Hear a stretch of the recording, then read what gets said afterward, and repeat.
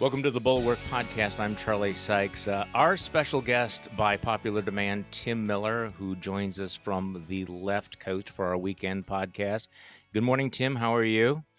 Good morning, Charlie. I don't know if I'll be quite as sharp on the news of the day this week because I have been spending a lot of time with my stonk portfolio. Trying to bring 90s meme stocks to the moon so that we can fund a Bulwark group vacation or something like that. Or I don't know. I might lose the college fund. We'll see. Okay, so that was a reference that I didn't even understand. So we're off to a great start because I was going to talk about the Jewish lasers and the other stuff and Matt. I caught the Jewish lasers. Yeah. We got to start with, here we are. Okay, we'll get to the Jewish. People know what I'm talking about with the Jewish lasers, right? Hey, before we do this, though, I want to thank all the listeners of the podcast. Sometime today, we're going to cross 32 million downloads. This will be the 6th straight month where we had more than 2 million downloads. And as a way of saying thank you, we are actually rolling out an offer. I'm kind of rolling out an offer. If you go to make sure to give out the right one, thebulwark.com/Charlie. You will get a month free of Bulwark Plus if you subscribe. If you do subscribe, you go to that site and you have to give them your credit card. So, I'm not trying to do a bait and switch here. But we wanted to give people a 1 month trial membership, 30-day free trial. If you go to thebulwark.com/Charlie. And obviously, since the only place you're going to hear about this will be this podcast, this is a special deal for podcast listeners.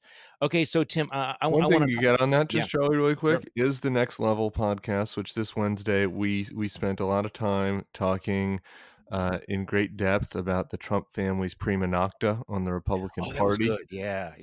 Okay, do people know what prima nocta is? Because we've already had too many references that people don't understand.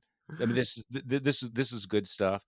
So could you briefly explain what prima nocta is? And for those who saw Braveheart, they would remember. It's when the feudal lords on the first night of a wedding of a bride, even if she was a virgin, they get to take the bride from the plebes, and so the idea is that the Trump family will get to take Senate and House seats from the plebes. This is a JVL concept, of course, that I'm stealing, but. Any member of the Trump family, if they say, I want that congressional seat, I want that Senate seat in the new Republican Party, they get to have it. They get to take it. Yeah, yes. Exactly. I'm sorry, Marco. This is going to be Ivanka's seat from now on. You can take a seat now, right? Yeah, good luck next time. This is great. This is really good stuff. Yeah, if you also subscribe to Bulwark Plus, you also get our newsletters, including my morning shot, which today is the GOP is fine with it. Starts off, come for the Alice in Wonderland quote, and then we have lots of pictures, including the Mike McCarthy. See, it's planted in my mind. Mike McCarthy is the failed former Packer coach, not to be confused with the failing minority leader of the House Republicans, Kevin McCarthy, who comes in, sucks up to the anti-pope down at Mar-a-Lago, the subservient pilgrimage. And then we talk about the Jewish lasers, and I have some thoughts about Matt Gaetz and Marjorie Taylor Greene. Anyway, speaking of Kevin McCarthy, that's just an amazing picture, isn't it? I don't even know where to start. People have commented that they didn't realize that Donald Trump must have shared the same interior decorator with Saddam Hussein, down at Mar-a-Lago. But the best moment. Where was Uday and Qusay in that photo? Were they behind the screen? Well, so Brian Williams had a classic moment last night in the 11th hour. Our colleague and friend Bill Kristol was on to talk about this, and Brian Williams had some breaking news about this meeting between Kevin McCarthy and the disgraced former president.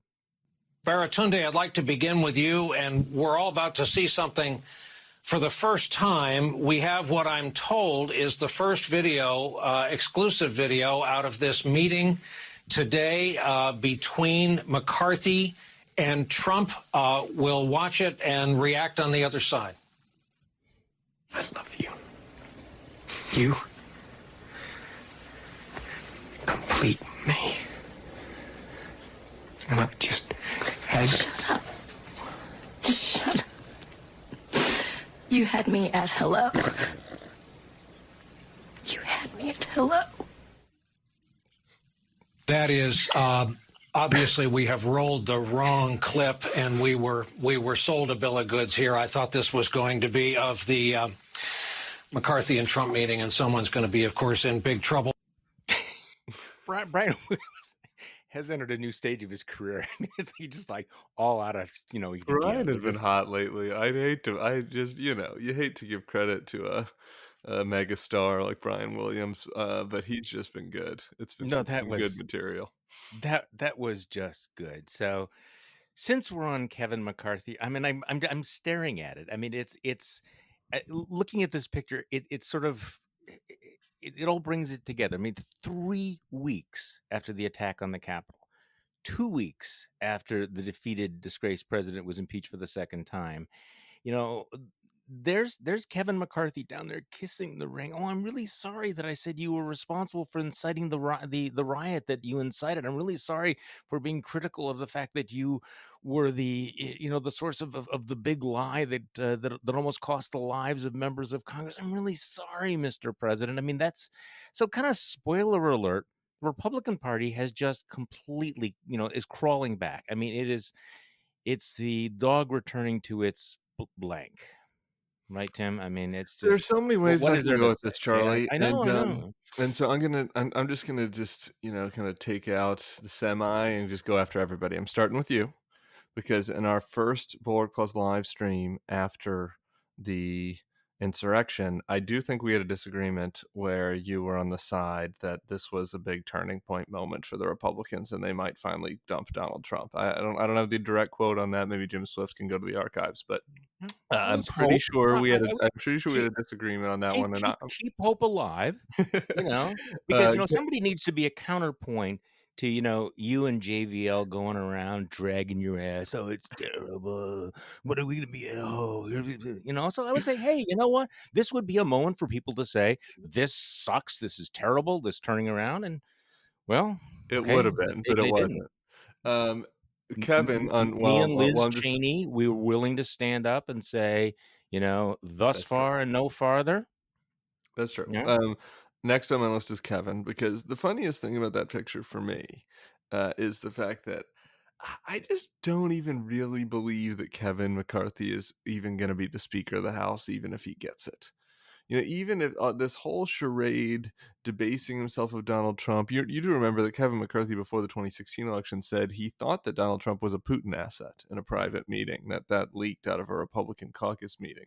So this is a guy who thought that Donald Trump was in league with our enemies for political advancement, got on board with him anyway. Then after that person tried to overthrow our democracy in the most literal way possible, in an effort that ended up causing the death of at least one policeman.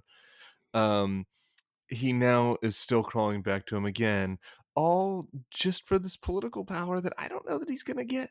I think that if it really came down to it, and the Republicans took back the House, or even before that, that Jim Jordan, who decided that he is not running for the United States Senate yesterday for the Rob Portman seat, would take it from him. I think that Jordan would win a speaker's election within the House caucus right now. Now, maybe McCarthy can hold on by the skin of his teeth. But I just think the funniest thing about all this is that, like, he's not the new man.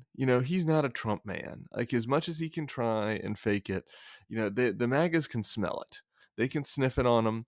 And he just doesn't have the scent. And so this pathetic display of fealty to a man that tried to end our democracy and turn it into a MAGA autocracy just 3 weeks ago. I think that just adds to how pathetic it is. And the final kind of group it does feel pathetic too, right? It doesn't feel like this is not a strength move, right? This is not hey, you are a leader, my man, Kevin. You are the leader. Even his own advisors, and I forget who reported this, but we're on background saying that they thought it looked weak. His own advisors. It's obviously a weakness move, because he can see his caucus fracturing right now, and he's trying to pull it back together. The last kind of thing that I just might take away from this, and I teased you at the start, but it's more serious in the sense of Mitch McConnell and all these other guys. There really was a 2 or 3 day window where people were shook by what happened, rightly. and where I think there was a desire to say, hey, things got out of hand, we need to move forward. And I think that, obviously not everybody in the party would have been on board for that, but I think it would have been beneficial to have a cleansing and a fight over this matter.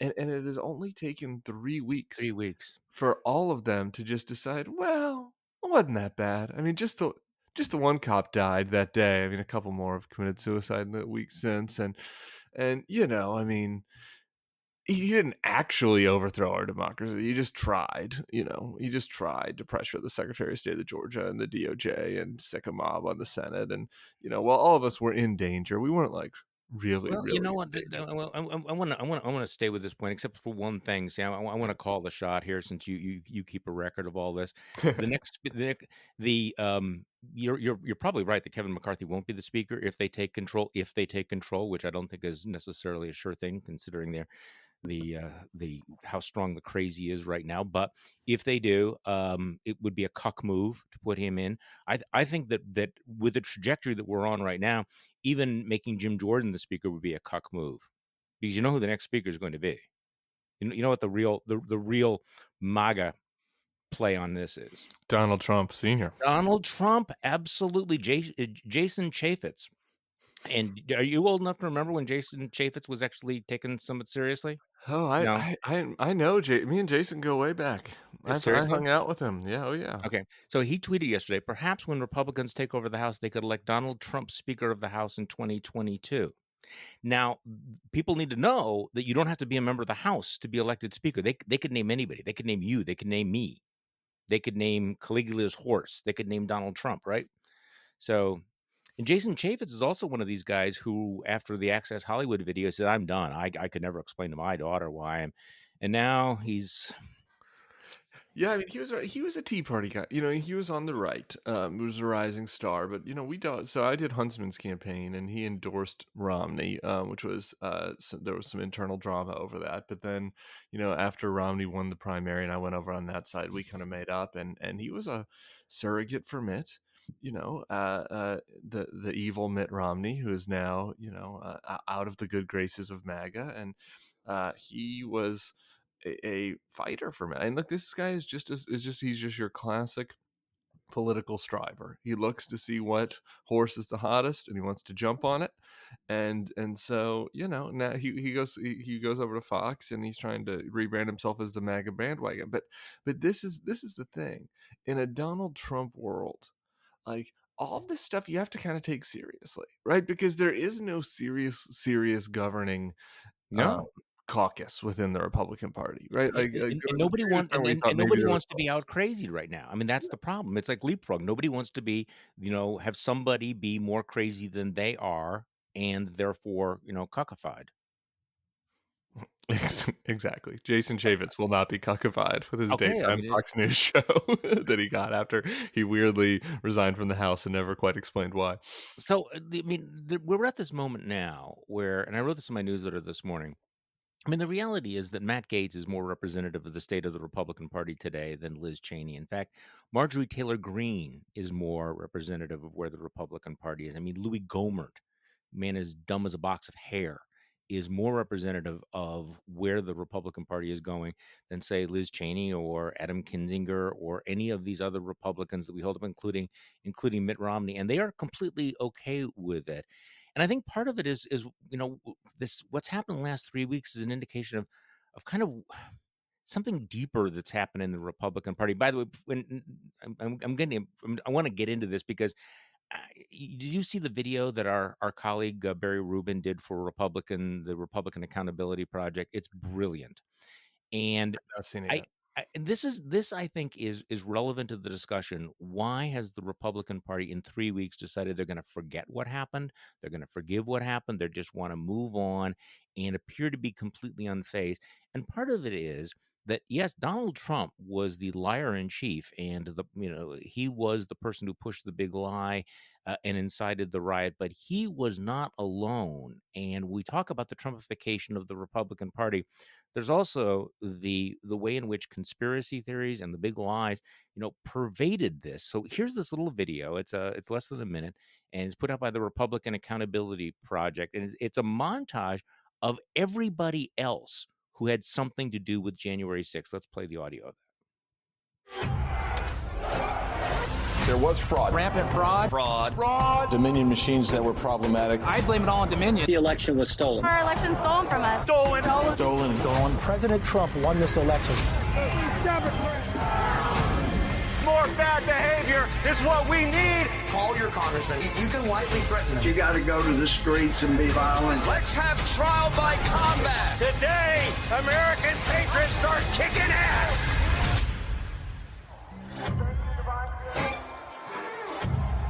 So, I mean, basically, who was the kicking ass quote? Who was that? Was Mo Brooks? That was Mo. And you see the video, you see all of these folks, and I mean, it runs the gamut. I mean, there's Kevin McCarthy and all of there. I mean, there's a couple of things here. Number one, this is a political party that can't really push back on conspiracy theorists like Marjorie Taylor Greene because they've been buying into the conspiracy theories. They've been tolerating them. They've been pushing them themselves. Karen Tumulty had a great column this morning. She said Donald Trump's gone, but he's left behind a new set of rules for Republicans. One of them is that words and deeds, no matter how reckless or disconnected from the truth, carry no consequences. And so there's no consequences for Donald Trump because they were in on it. And there can't be any consequences for Marjorie Taylor Greene, spoiler alert, because look, they've been riding the QAnon train up until now. So, I mean, this is... I think that the last 3 weeks have been a revelation. And I say this as something, you and I have been saying there's no bottom. We've been saying this for years now. And yet still, I think the last 3 weeks have been kind of a revelation. Yeah, two things on that. Just on that point really quick. I maybe this is recency bias. And so I do want to check myself. Right. But there's a big part of me that thinks the last 2 weeks have been the worst. Yeah, no, I agree. For the non-Trump members of the party, that they have been even more disappointing and behaving even more badly than they did even during the Trump era. Just because of the gravity of what happened on the 6th, at least I didn't think I had any room left to be disappointed because my view of them had gotten so low, and somehow I'm still finding myself able to sort of dig beneath the concrete and find even deeper depths of disappointment. As far as Matt Gaetz is concerned, he was one of those quotes in the video about how we need to behave badly. Yeah, his event yesterday, which I just got to watch a little bit of, I didn't watch the whole thing, in Wyoming, I think is the most telling thing that happened yesterday. Marjorie Taylor Greene has not been chastised publicly by any members of the Republican caucus except Adam Kinzinger. I'm almost certain that's true. Meanwhile, Matt Gaetz flew to Wyoming to hold a rally on the Capitol steps to wag his finger at Liz Cheney, call her a rhino, insult her, say she's not representing the voters, over simply her opposition to Trump's involvement in the insurrection. That's it. Yeah. I forget who said this, but it was somebody who's like, Liz, somebody on the left I was reading, like, Liz Cheney is a hardline conservative. And she is maybe more conservative than her dad. She is not a squish in any sense of the word on any policy matter. She is out of good standing with the party simply because she is willing to tell the truth about what happened on January 6th and live in reality and not in a MAGA fantasy world. That is her only apostasy. And she had one of the rising stars of the Republican caucus fly to her state to troll her over living in reality. Meanwhile, people like Marjorie Taylor Greene and the Jewish lasers and all this, which we'll get into, get maybe a private talking to, maybe. I just think that contrast is the most telling thing about where things are. It's not even about policy; it's about reality. I actually do agree with you about that. Those are my dogs out there who God knows what's going on here. Maybe the coyotes are around. We have coyotes around here. Did you know that out here in the I always Midwest? kind of Particularly forget how far you are out there in the woods. we're out there. No, it's the turkeys, the deers, the coyote, and you never know. So, normally my wife will keep them quiet during this period, but you never know. So anyway, the Marjorie Taylor Greene. Should we talk about the lasers? Because I think this is interesting. I mean, here's somebody who has been engaged in all kinds of conspiracy theories. The school shootings were false flags. They were staged. All of that sort of thing. We have video of her, yelling at David Hogg. She believes that Hillary Clinton engaged in satanic rituals with murdered babies. What is that called, by the way? There's actually a name for that, right? Yeah. Can we talk about Frazzledrip for a second? I'm Okay, obsessed that's what with it's called. this. It's Frazzledrip, right? Yeah, Frazzledrip. It isn't just murder of the babies. And this is not so. In some of these things, Marjorie Taylor Greene's doing the just asking questions thing. Yeah, This was right. not one of those. This was a Facebook post where this was a direct accusation that the media is not covering this, and it was the belief that when the FBI confiscated Huma's laptop from Anthony Weiner, that there was a video of Huma and Hillary on it skinning the face of babies and then wearing the baby skin face as a mask for some sort of exfoliating benefits. Yeah. She believes that. Yeah. Fat she believes that. Baby skin face masks. And also that Hillary and Nancy Pelosi plotted the school shootings anytime that the fervor for gun control started to dissipate. That was another thing. Why is it called Frazzle? Was it Frazzledrip? Frazzledrip? What does it mean? What is the term? I get Pizzagate. I haven't done that. I haven't done a deep dive on the etymology of Frazzledrip. Maybe I'll do that after this. Okay, so Marjorie Taylor Greene is a bigot. She's a conspiracy theorist. She's a truther. She's toyed with the idea of assassinating prominent Democrats. And today, people are talking about this elaborate conspiracy theory that blames the so-called Camp Fire, the massive forest fire in California back in 2018, on a laser beam fired from space by Jews, by Rothschild Incorporated. Okay, just she wrote a November 17th, 2018 Facebook post in which she said that she was speculating, because there are just too many coincidences to ignore regarding the fire. She speculated that a vice chairman at Rothschild Inc., the international investment banking firm, Jews, was somehow involved, and suggested the fire was caused by a beam from space solar generators. If they are beaming the sun's energy back to Earth, I'm sure they wouldn't ever miss a transmitter receiving station, right? Many exclamation points, question mark. I mean, mistakes are never made when anything new is invented. What would that look like anyway? A laser beam? Okay. See, the thing about Marjorie Taylor Greene is it's not just that she's a QAnon conspiracy, that she's just a horrible human being too. I mean, weren't you the one that highlighted the fact that she was making fun of David Hogg, the survivor of the Parkland shooting, because he didn't have more muscles in his arms or something like that? Yeah, she called him Baby Hitler.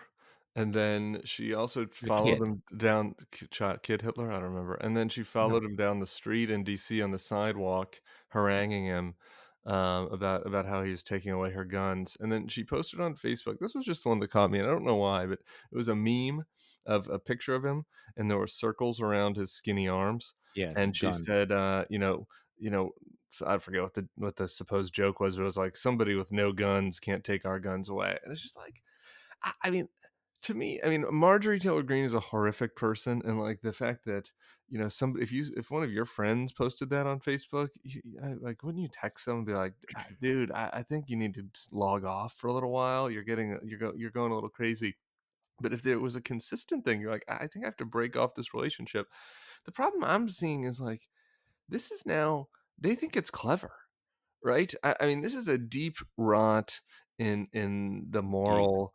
In the morality of the country, and these are people that are Christian people that God-fearing people, salt of the earth, and they're getting on Facebook at night and posting these pictures, making fun of a kid whose classmates had just gotten mass executed, like lack of muscles, and like you think that's funny or clever, and other people are sharing it and it's going viral.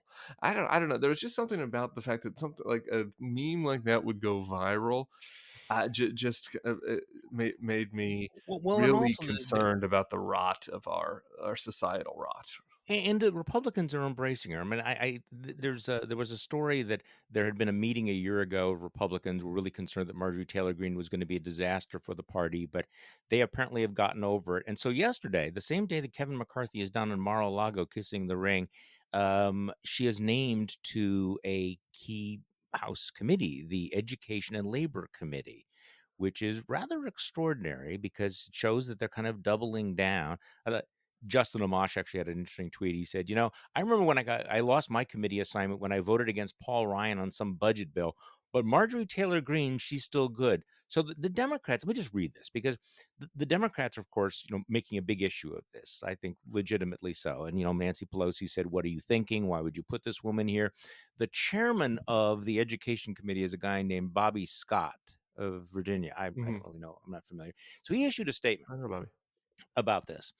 And it's pretty good. He said House Republicans have appointed someone to this committee, the Education Committee, who said that the killing of 20 children and 6 educators at Sandy Hook Elementary School was a hoax. House Republicans have appointed someone to this committee who claimed the killing of 14 students and 3 teachers at Marjorie Stoneman Douglas High School was staged. House Republicans have appointed someone to this committee who chased and berated a 17-year-old survivor of a mass school shooting and then celebrated this behavior by posting it on social media. House Republicans have appointed someone to this committee who has publicly endorsed violence against elected officials, including assassination. House Republicans made this appointment, and House Minority Leader Kevin McCarthy must explain how someone with this background represents the Republican Party on education issues. He is sending a clear message to students, parents, and educators about the views of the Republican Party. And the answer is yes, he is.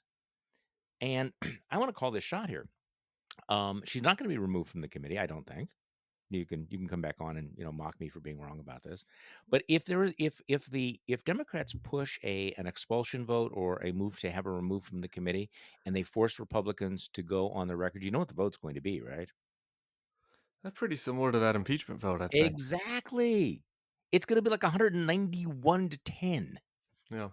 And we're all going to go, oh my God, you know that she said this. She blamed, space Jews for a fire. She's calling for the assassination. So it really raises the question. I have a couple practical issues with that. I'm not a conspiracy guy, so for starters, why were they targeting California? Wouldn't the space Jews have wanted to do the fire in Alabama or somewhere to have her theory work? And I also don't know why space was really needed. Couldn't they have just gone into the forest and started a forest fire as humans on Earth? You just really don't understand how Jews think, do you? I don't. You just are not getting it here. So speaking of which, she's also on the budget committee, by the way. Everybody keeps talking about the education committee, which is for good reason, that you shouldn't have a school shooting truther on the education committee. I think that should be something that there should be unanimous agreement with in the House. So obviously there's not. But yeah, the budget committee. I mean, so she can gum up the works on budget matters because, she might believe that, that the Rothschilds and the Jews are tampering with the budget. It's insane. It's complete madness. And the reason it gets worse is that we're talking about Marjorie Taylor Greene, which is distracting attention from Lauren Boebert, who's also a complete total nut job. California. She's the woman who's, pretended to be carrying the gun around.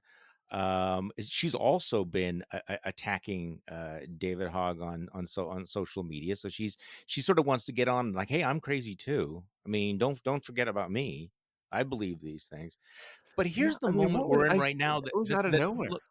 Okay, but there's not going to be any push, and I think you're right. There's not going to be a pushback, and I want to talk about this piece in Axios today, because right now you have folks on the right, including your good friend Ben Shapiro and Tucker Carlson. By the way, I'm saying your good friend. That's sarcastic. Who have really developed this whole meme now that any criticism of form of silencing, we are all victims. We can't break down. So here's the interview they gave to Axios. The verdict is clear. The vast majority of Republicans will stand firm with former President Trump. The next phase is clear, too. Republicans are rallying around a common grievance that big government, big media, and big business are trying to shut them up, shut them out, and shut them down. Why this matters, the post-Trump GOP paint the new reality as an existential threat. That means political attacks are seen or characterized as assault on their very being. It's not a sustainable moment, Carlson said. Something will break. And Ben Shapiro says this sentiment that we're all victims is widespread and it grows more dominant with every columnist calling for a social media crackdown. So, what you're seeing from people like Josh Hawley is that the worse their behavior, the more it is, I am under attack and I am standing firm, which is why there's going to be that 190 votes that will back Marjorie Taylor Greene. So what do you think? I mean, something going to break this? I'm stuck in that Ben Shapiro quote. I've got a lot of thoughts on this. We could do a whole show on this, like 300-word Axios thing. But I'm stuck on that Ben Shapiro quote that the grievance gets worse, the victimization gets worse every time a columnist posts calling for another social media crackdown. I mean, are the conservatives who are aggrieved about this even reading the salon.com column about cracking down on conservative speech online if it wasn't for Ben Shapiro himself using his massive megaphone on Facebook and various podcasts and all of his other platforms at the Daily Wire to highlight every time a liberal does wrong speak in order to ratchet up the victimization and grievance and rage among his followers. I just, it's so telling to me that he sees the people that are responsible for this increased rage and victimization that might break down our society as the liberals that write policy-oriented columns that he disagrees with, not the people like him and Tucker who are sometimes completely fabricating things to be outraged about, most of the time going to extreme lengths to use hyperbole and to overstate just how crazy it is, or just how outrageous things are that oftentimes are pretty defensible. I mean, I think that your newsletter, Charlie, yesterday about the deep lie that conservatives are being silenced was so spot on.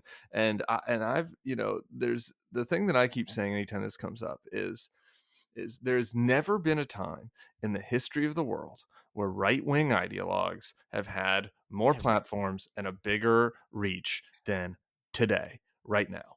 It's only increased over time. There are cranks who have no knowledge or basis in anything, who are just trolls like Dan Bongino and Diamond and Silk, and the guy that goes to college campuses and puts the sign up about about telling him he's wrong. These other idiots. These people have bigger platforms than Bill Buckley did. This is objectively true, and being old enough to remember this, it is breathtaking. So let's take some of the people you mentioned: the Diamond Silks, the Don Bonginos, the My Pillow guy, and stuff. It wasn't that long ago that cranks like that, they would be writing letters to the editor, with bad old typewriters, all in caps, in crayon, and people would be spiking them or throwing them in the dustbin, and now they have their own platforms. They make millions of dollars. They're on social media. They're on television. They have websites that quote them and cite them. And it's just like, do people have any idea how ridiculous it is? And the answer is no, they don't have any idea how ridiculous it is because they have no historical perspective. But I mean, I'm watching today. Josh Hawley is on Fox, complaining about Joe Biden's executive orders. Fine for him, but wait, I was reliably informed that he had been completely muzzled and silenced, and yet there he is on national television. 20, 30, 40 years ago. I mean, you think that William F. Buckley could go on national television on a daily basis, to critique the Great Society? I mean, I think National Review came out twice. That's what the National Review grew out of. It was like literal newsletters where people would mail letters to like people would have to sign up for these letters.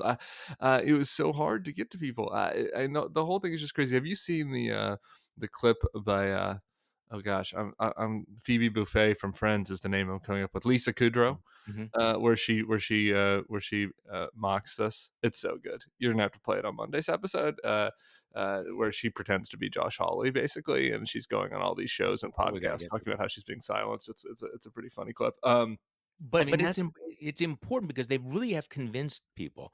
That and again, the real trick is to say that it's not about me, it's not about Donald Trump, it's you. They are coming for you. They want to silence you.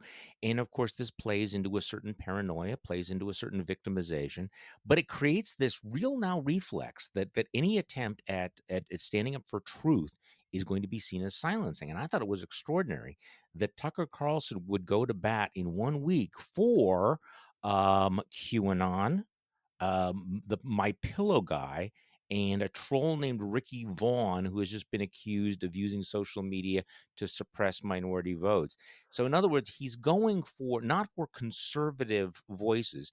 He's going for the most dishonest, despicable con men out there, and saying that if you say that we shouldn't run them and carry them, that's part of the left wing attempt to impose a dictatorship and to just destroy all freedom. Really? Yeah. So that if Twitter says, I really don't think that we ought to have tweets about Hillary Clinton, carving off babies' faces, that, somehow that's the new fascism. That's where they're going these days.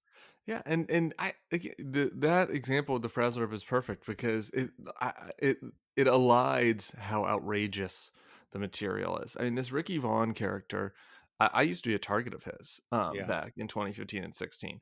He would send the nastiest. I mean, it was white genocide. It was all of this, N-word stuff, Jews, K-word. I mean, it was the most vile, racist nonsense from a middle-class kid whose parents were shocked to find out this was his alt identity. He moved from Vermont to New York, was working on Wall Street. Like, this is not somebody with any economic anxiety. This was somebody who for laughs trafficked in the most vile, racist tropes online, targeting and harassing people, spreading fake information to try to trick black people into not voting. That's what he ended up getting arrested for. And that Tucker would defend this person. This is not conservative thought in any meaningful sense of the word. There's no thought here. This is a radical troll. No, and for people who haven't, what, the Lisa Kudrow? Okay, let me come back to it. I'll call for it. Yeah, if you have Tucker or Lisa. Okay, yeah, let's do that. That's great. No, I mean, and for people who haven't followed this, Ricky Vaughn, or whatever the hell his name is, was actually came up with this plan to convince minority voters that they could vote for Hillary Clinton by texting to a certain number, and that they didn't need to show up and vote. And they got thousands of numbers. I mean, this is not speech. This was actually a plan to defraud people from voting. So why would you defend this sort of thing? But this is part of the problem, that the Tucker Carlsons of the world are creating an environment in which it's impossible for the Republicans ever to have any political hygiene. It's impossible for them to do what William F. Buckley did with the John Birch Society and the KKK back in the 1960s. He's basically saying that any attempt to have standards, or at least say, we are this but not this, is somehow to be rejected. And of course, and of course, just this constant, oh, woe is me, we are being, suppressed, we're being, so that when in fact you have the platforms engage in some sort of responsible behavior and say, no, we're not going to spread this batshit crazy, libelous, slanderous falsehood, that it's going to be seen as a form of censorship. Hey, we have the Lisa Kudrow thing. Wait, hold on. Before we get to Lisa, can I make one more serious point? And this is going to have the weakness of all analogies, right? I mean, this isn't going to be perfect, but I just want to point out that this is the same network, Fox, that I think rightly, after any period of terror attack, after any action by radical Islamists in America, is rallying around, and in some cases very much rightly, crackdowns on social media accounts, limiting the way that these groups can speak to one another, right. And that's how you stop radicalization. And Tucker and these guys want to act like Ricky Vaughn is the same thing as Ramesh Panuru's column on nationalreview.com. It's an insult to Ramesh Panuru. It's an insult to any of the people who are supposedly serious conservative thinkers writing about policy. Like, these are radicals. We were 3 weeks away from a domestic terror attack on our damn Capitol building. And there's no, and any sort of crackdown, any sort of response to that is now, something that is muzzling conservatives and inciting right-wing thought. No, look, I of course, I think that there are going to be reasonable debates that could happen about how this could be overstepped, maybe just like there was after Islamist terrorist attacks. But the idea that we shouldn't do, and that these people who were cheering on these actions when the terrorists were brown, now think that there should just be carte blanche for neo-Nazis like Ricky Vaughn and the Proud Boys to organize online and plan more domestic terror attacks. It's completely, I know, it's complete it's so bad. nonsense. So you gave me an idea, or at least I have an idea for a show for us all to do, like a round robin show with all of us, which would be our apology tour, where we go around the table and we apologize for somebody that you know what I mean. It's like, I am really sorry I ever said anything good about Ben Shapiro. I'm sorry I did this. I am sorry for Ron Johnson. I am doing this. But I will say the one moment that sort of came to mind as we were talking about Tucker Carlson. I used to be the master of ceremonies for Wisconsin Right to Life. I did it for like 15 years, every single year. And they would bring in, some speakers were great, some speakers were terrible, but I would, introduce them. I mean, so, Mike Huckabee, that's Rick Santorum, who actually was a pretty good speaker. The last year I did it, they had invited George Will. And I said, absolutely, I am in. And like a week before, I found out that they had disinvited George Will and replaced him with Tucker Carlson. And I said, I'll show up, but I'm not introducing him. I refuse. I said, just fuck that. I'm just not doing it. I am, find somebody else to do it.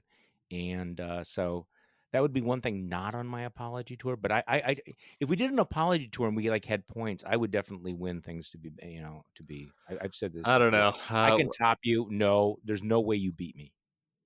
I will concede the fight, but I'm just saying I would be more competitive than you think. Oh, I see.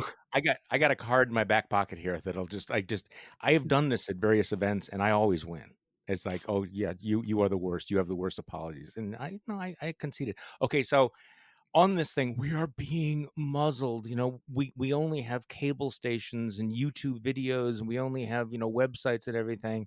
Hey, by the way, did you ever see that miniseries about Phyllis Schlafly? I've had it marked for a while, never watched it. It's really good. It's really good, but you got me thinking about it, because when she's starting her movement, it is literally, newsletters that she has to fold and put in envelopes by hand, each and every one of them. So this whole notion that conservatives are muzzled is so ludicrous. Our producer colleague Jim Swift found that Lisa Kudrow clip. Let's play it for people for the weekend. Look, the fact, which doesn't care about your feelings, is that online and in the media, conservative voices are being silenced. I've said this before. I said it on my YouTube channel. Conservative voices are being silenced. I said it on Joe Rogan. Conservative voices are being silenced. On the Jordan Peterson Kayak podcast. Conservative voices are being silenced. I said it on Tucker Carlson. And Tucker, we know conservative voices are being silenced. Twice, actually. Like I said last time, Tucker, conservative voices are being silenced. That is exactly right. And I said it in my New York Times bestseller. Conservative voices are being silenced. It's a point I have to make over and over, because conservative voices are being silenced. In fact, you won't even use this footage. Actually, we will. Bob, we both know that's not going to happen. Yeah, my name is James. Whatever, Bob. The Jordan Peterson Kayaking Podcast is really what makes it. So could I make one last appeal? You're out in Oakland, right? Yeah. With all the things that are going on, especially as the right continues to absolutely lose its mind, the frightening thing, of course, is that we're still a two-party country, and they could come back to power, which makes that even more frightening. So it becomes, I think, a little bit more urgent that California liberals stop doing stupid shit. I mean, could I ask this for a moment? And you know what I'm talking about? San Francisco, the San Francisco School Board. San Francisco School Board, in the midst of everything that's going on, sat down and came up with a list of schools that they were going to name, right? They had a decision to wipe out 1/3 of the city's school names, including George Washington, Thomas Jefferson, and wait for it, Abraham Lincoln on the list because they're all sitting around. You want to talk about performative wokeness? I mean, you're not even woke. I feel like we need a new word for that. We're not sending our best to the San Francisco City Supervisor Board. My favorite one was Thomas Edison got taken down when they explained why. It was because when he was inventing, doing all of his inventions, he would electrocute animals, to test, including the beloved Topsy the elephant. And Topsy the elephant got electrocuted. And I made a joke about this on Twitter, and somebody replied, and they're like, "I will only accept this school name change if Thomas Edison Elementary is changed to Topsy the Elephant Elementary in honor of the pain that Topsy went through." It is ridiculous. This is like a Ben Shapiro fever dream. There are entire websites devoted to going out and finding some crazy lefty who does something, and some obscure person. You have some professor from lower Arkansas buttfuck university who writes a paper from some obscure journal, and campus reform professor calls for says that physics is racist or something. So I mean they will search out stuff like this. I mean they have people in little cubicles, right? Like little guys in these cubicles who find some columnist for the Tallahassee Weekly Advocate who says something stupid, and it's that sort of thing. But then you have the entire San Francisco school board just like serve it up for them, like, excuse me, everybody, hold our collective mimosas or beers or whatever the hell on the list of schools. George Washington, natural wine is what we're into now. Yeah, okay, natural wine. Okay, Francis Scott Key, Abraham Lincoln. Okay, so the execution of the Dakota tribesmen is kind of a black mark on, Okay, Dianne Feinstein. I know. Okay, do you know why Dianne Feinstein's been canceled? There was a stolen Confederate flag. It was replaced in 1984 when she was mayor of San Francisco. Other names: Herbert Hoover, John Muir, the naturalist and author; James Russell Lowell, an abolitionist, poet, and editor; Paul Revere, Robert Louis Stevenson, the author, and then because they are San Francisco liberals, they created a spreadsheet to come up with the reason why they were going to cancel all the various names. So look, we're beating on the Marjorie Taylor and the Republicans, but here's our plea, to the performative woke progressives of California: just stop, would you? I mean, they aren't even in school. It's just like, how are you spending time on this right now? Yeah, exactly. It's tough. And I mean, I'm a square name changing squish like I am on anything else. I support name changes. There are a lot of names out there. I did a Google the other day. Nathan Bedford Forrest had the KKK. He still got a school. I think it's probably time to take his name off the school. Confederates, you got me. We can take off the Confederate names. They were traitors. But Lincoln, it's just you're just asking for it. You're just asking for it by changing Lincoln's name. We're all flawed. There are no perfect people. If you want to just change all the schools like New York does to PS 1, 2, 3, 4, 5, that's fine, I guess. Or we're gonna name it after fruit. I mean, it's like the conversation goes. Okay, so if you take Nathan Bedford Forrest, KKK leader, if you take his name off the school, you're destroying history. What's next? The Washington Monument. Oh, don't be ridiculous. And San Francisco's over there in the corner going, no, wait, good idea. Really? Yes, hell yes, absolutely. All right. So what have we missed? What have we not ranted about?